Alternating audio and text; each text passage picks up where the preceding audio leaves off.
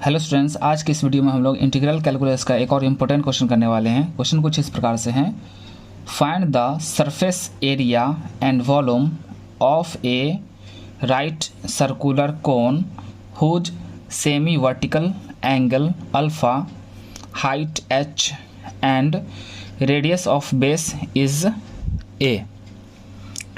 देखिए स्टूडेंट्स, इस क्वेश्चन में आपसे कह रहा है कि राइट सर्कुलर कोन का आपको सरफेस एरिया और वॉल्यूम फाइंड करना है, जबकि आपको गिवन है कि उसका जो सेमी वर्टिकल एंगल है वो अल्फ़ा है और हाइट h है और बेस का जो रेडियस है वो a है। ठीक है, आइए इस क्वेश्चन को हम लोग फाइंड करते हैं। सबसे पहले जो क्वेश्चन में दिया गया है उसको आपको लिख लेना है, ठीक है ना। तो सेमी वर्टिकल एंगल हमारे पास अल्फ़ा है और रेडियस a है और हाइट h है, ठीक है। उसके बाद गया, अब इसका फिगर हम लोग यहाँ ड्रॉ कर लेते हैं। सबसे पहले दो एक्सिस ले लीजिएगा, ड्रॉ कीजिएगा, x एक्सिस और ये y एक्सिस, ठीक है ना। अब इस एक्सिस x एक्सिस के अलोंग एक ट्राइंगल लेना है AOB, एक ट्राइंगल लेंगे AOB और इसको रोटेट करवाएंगे x एक्सिस के अलोंग, तो हमें ये कोण मिलेगा, ये इस तरह से हमें ये कोण मिल जाएगा, ठीक है ना। अब देखिए, इस कोण का जो हाइट है वो h हमें दिया गया था, इसलिए OA h हो जाएगा। इस कोण का सेमी वर्टिकल एंगल हमारे पास अल्फ़ा है, इसलिए ये वाला एंगल अल्फ़ा और ये भी एंगल अल्फ़ा हो जाएगा, ठीक है। और इस कोण का रेडियस हमें दिया हुआ था a, तो इसलिए AB और AC दोनों a यूनिट हो जाएगा, ठीक है ना। और हम जानते हैं कि ये जो OB है वो स्लेंट हाइट है, जिसको हम लोग बेसिकली L से डिनोट करते हैं, इसलिए इसको यहाँ L लिख लिया गया, ठीक है ना। अब वो क्या करना है कि x एक्सिस के अलोंग ट्राइंगल AOB को रोटेट करके एक सॉलिड फॉर्म होगा जो कि कोण हमारा होगा, ठीक है ना। अब आते हैं इस ट्राइंगल AOB पर। तो हमने क्या किया, एक कंसिडर किया ट्राइंगल AOB, जहाँ OA कितना है h, OA का डिस्टेंस h है और AB, ये जो AB है, सॉरी AB इधर है, AB क्या है, A है, और एंगल AOB यानी सेमी वर्टिकल एंगल अल्फ़ा, ठीक है, और OB स्लेंट हाइट जो कि L है, ठीक है। आपको क्या करना है कि इससे हाइपोटेनस का, इस OB लाइन का इक्वेशन तैयार करना है, ठीक है।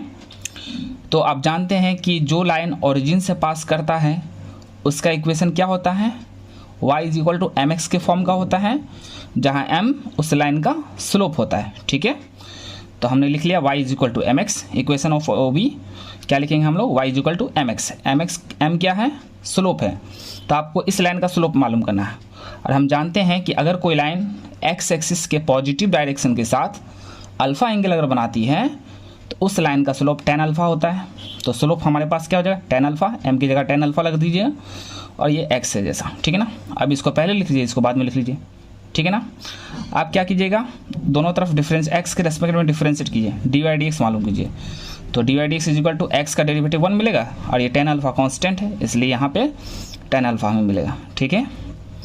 अब हमको क्या करना है, सरफेस एरिया फाइंड करना है। तो surface area of the cone = formula होता है 2 पाई 0 से h। देखिए, ये लोअर लिमिट हो गया और ये यहाँ तक हाइट कितना है h के रेस्पेक्ट, ये हमारा लोअर लिमिट हो गया और ये यहाँ अपर लिमिट, तो ये यहाँ से यहाँ तक का डिस्टेंस क्या है, h है, ठीक है ना।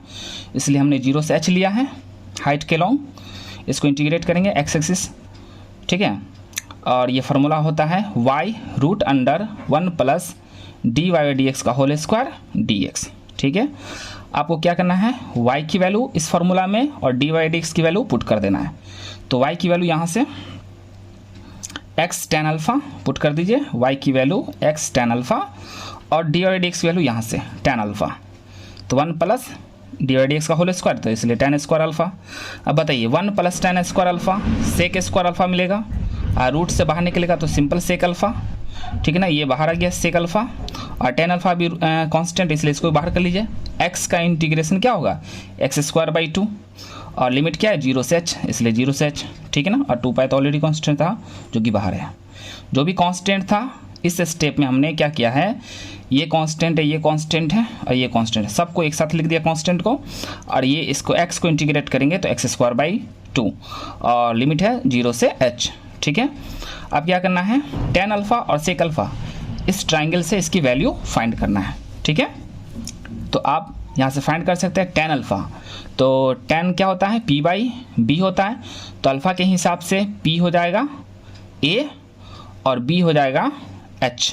ठीक है ना, तो इसलिए हो जाएगा a/h। ठीक है ना, और sec अल्फ़ा क्या होता है, h/b होता है, तो h ये हो गया, अल्फ़ा के हिसाब से h ये हो जाएगा यानी l, और b तो यही होगा h, ये हो जाएगा l/h। ठीक है ना, इस दोनों की वैल्यू इस ट्राइंगल से आप फाइंड कर लीजिएगा। अब इसमें वैल्यू पुट कीजिए, upper limit minus lower limit, तो अपर लिमिट पुट कीजिए h²/2, लोअर लिमिट तो 0, उसको पुट करने की जरूरत नहीं है। ठीक है, अब देखिए ये दोनों h मिल करके ये h² कैंसिल हो जाएगा, और ये 2 से ये 2 कैंसिल हो गया, तो बचा क्या, πAL, और यही आपका सरफेस एरिया होता है, कर्व सरफेस एरिया इस कोन का। πRL होता है ना, यहाँ पर रेडियस क्या a दिया हुआ है, इसलिए πAL आंसर आया। अब इसका हमको वॉल्यूम फाइंड करना है, तो देखिए